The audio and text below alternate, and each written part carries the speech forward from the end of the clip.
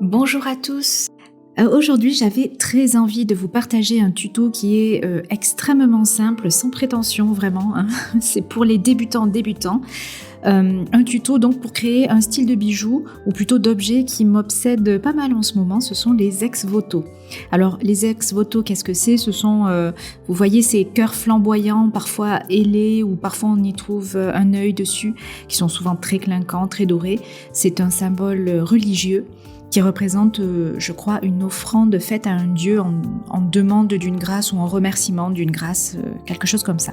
Mais clairement ici, ce qui nous intéresse, c'est le côté esthétique de ce symbole. Après, à vous d'y mettre l'intention que vous voulez. Et donc, je me disais que j'aurais bien aimé, coupler un ex-voto avec, vous savez, cet autre genre de petites médailles tamponnées qu'on voit un petit peu partout. Ici, je vous montre un exemple de chez Et moi, que j'aime beaucoup. Ce sont des médaillons personnalisés pour les mamans et leurs filles. Mais voilà, l'idée, ce serait de faire un mix entre les deux, en fait. J'ai donc fait quelques recherches de forme et de style, merci Pinterest. J'ai également fait quelques essais moi-même, mais bon, comme je ne suis pas très douée en dessin, j'ai fini par me baser sur un modèle. Je vous conseille donc comme moi de commencer par une forme plutôt simple, pas trop chargée, et vous verrez après si vous voulez l'agrémenter ou pas. Voici donc mon cœur finalisé sur un calque puis sur un papier que j'ai découpé et collé sur un planet de laiton de 10 dixièmes.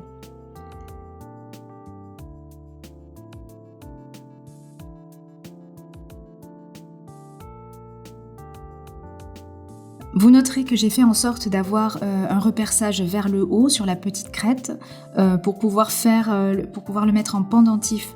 Mais vous pouvez également, si vous voulez, choisir de souder par exemple une pique derrière pour en faire un pins ou une broche. Et j'ai également repercé à l'intérieur un autre petit cœur. Ensuite, j'ai recuit mon planet, tout simplement pour assouplir un petit peu le métal et faciliter comme ça l'estampage.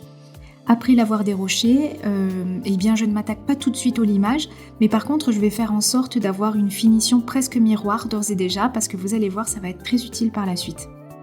Et donc la petite subtilité / astuce pour décorer cet ex-voto, c'est donc qu'on va venir l'estamper, c'est-à-dire le tamponner avec des tampons en acier.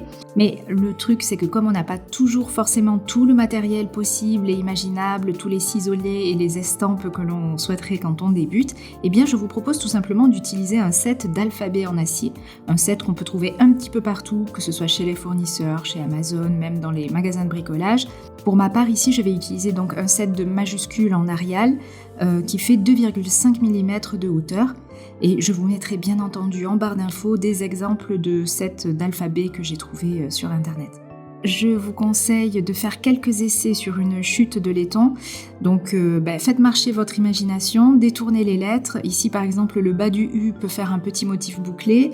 Si on le met dans l'autre sens, on peut faire des traits parallèles.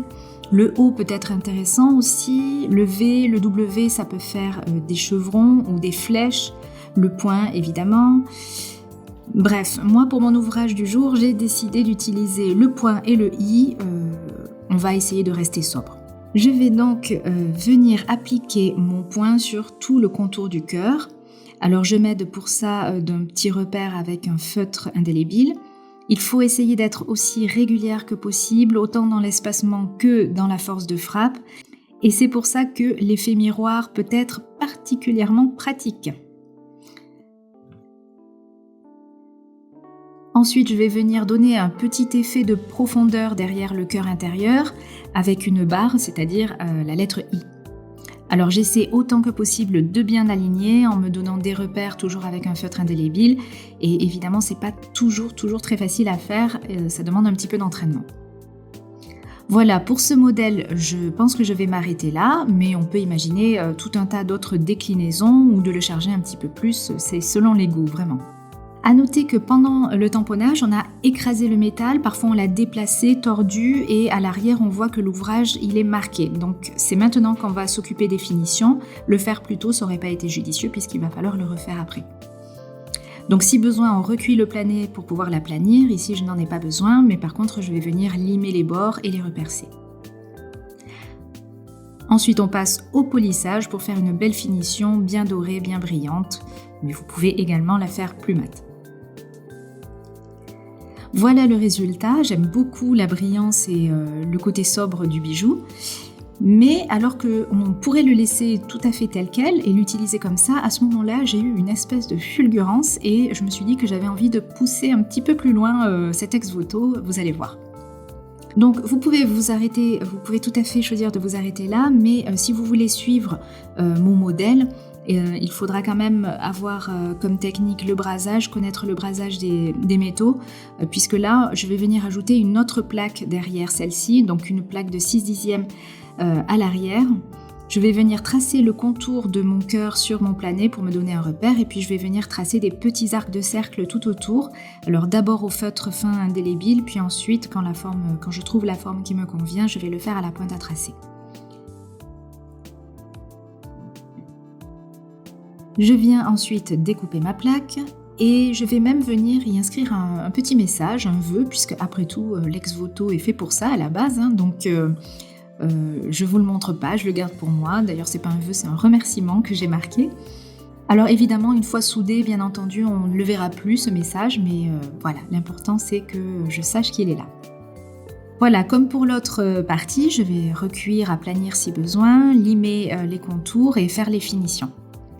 Et ensuite, je vais venir souder les deux plaques l'une sur l'autre, bien ajustées.